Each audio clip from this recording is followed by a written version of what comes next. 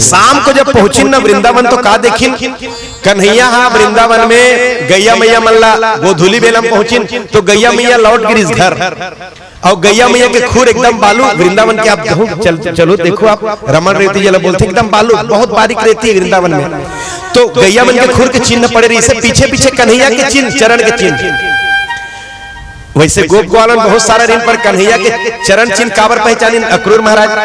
कन्हैया के चरण में 24 चिन्ह है, बाया चरण में 24 चिन्ह है, दाहिना चरण में 24 चिन्ह है, शंख चक्र गदा पद्म मछली ध्वजा ऐसे 24 चिन्ह है। और वही चिन्हा के चिन्हा धूली पड़े रहे वही चरण के चिन्हल देखिस ना तन अक्रूर महाराज पहचान लिस ये तो मेरे ठाकुर जी के चरण चिन्ह है। सीता मैया भी काकर ध्यान करे आप लोग पता है, सुमिरत राम चरण जिन रेखा।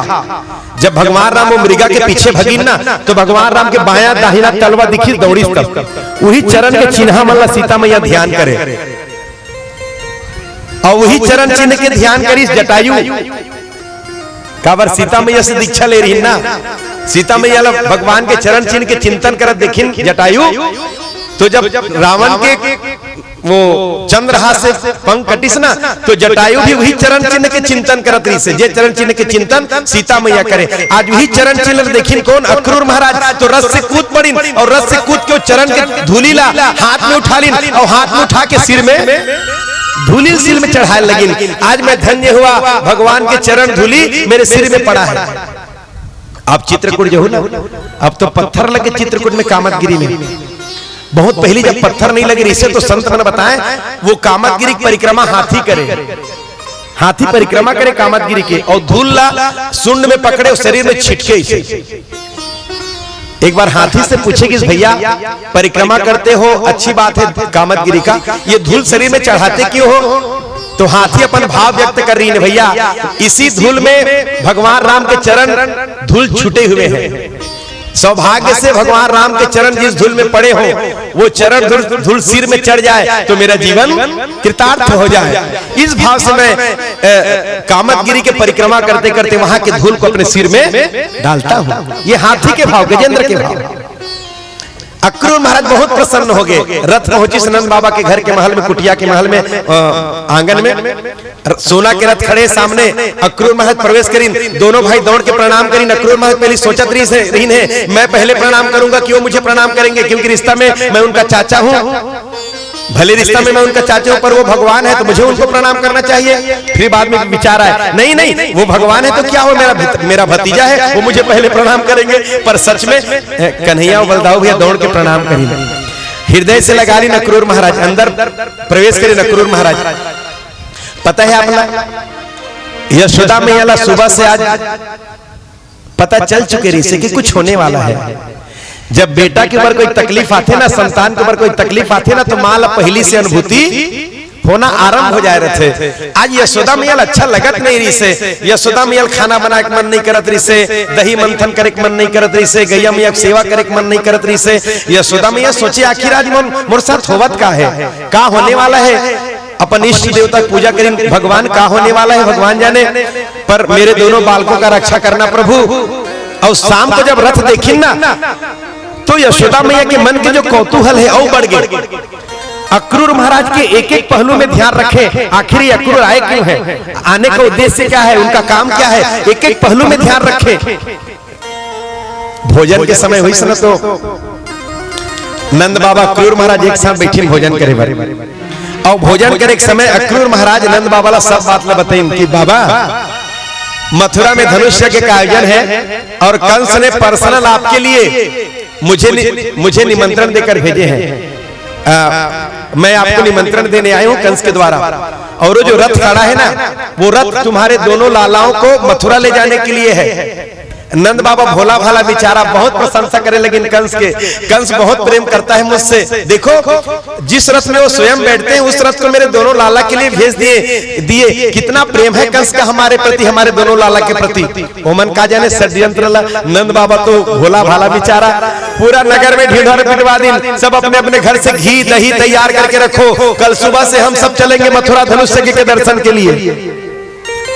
भोजन प्राप्त करीन नंद बाबा अक्रूर महाराज यशोदा मैया दोनों लाला ला भोजन करें।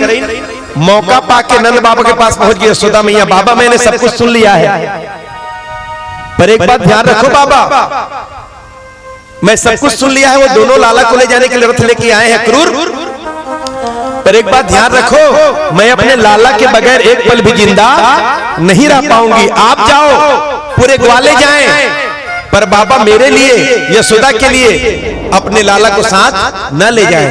नंद बाबा की हिंद देवी कब तक गांव का ग्वाला बना के रखोगी? आज नहीं कल तो उनको शहर जाना पड़ेगा, और मैं भी जा रहा हूं, पूरे ग्वाले जा रहे हैं, आपको चिंता करने की क्या आवश्यकता है? अब बाबा के सामने यशोदा के का चले, आप कल्पना करो, यशोदा मैया चुप रही। अक्रूर महाराज के चरण दबावत कृष्ण और बलराम। आज तो हमारे लड़का मल्ला दे दे तक चरण दबाए शर्म आता है।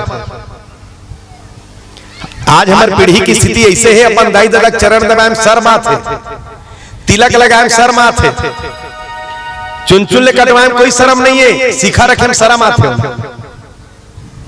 सीखा रखे शर्म आते, ये कटवाए शर्म नहीं है, सीखा रखे शर्म है। चरणामृत प्रिय में लज्जा थे, कहा हरेगा भगवान के पानी तो है, प्रसाद खाए पर 10 बार सोचना पड़ते, गुटखा खाए में कोई सोचे की जरूरत। दुकान वाला दुकान में जाके सिक्कल पटक थे, दुकान वाला जानते काला खाते थे, फट लेते थे। एक बार फूकते हो चबलावा थे, 5 फीट दूरिया में रहते, दिमाग खराब होते थे, कहां पहुंच गया यमराज है, दुर्गंध आवत रही थे।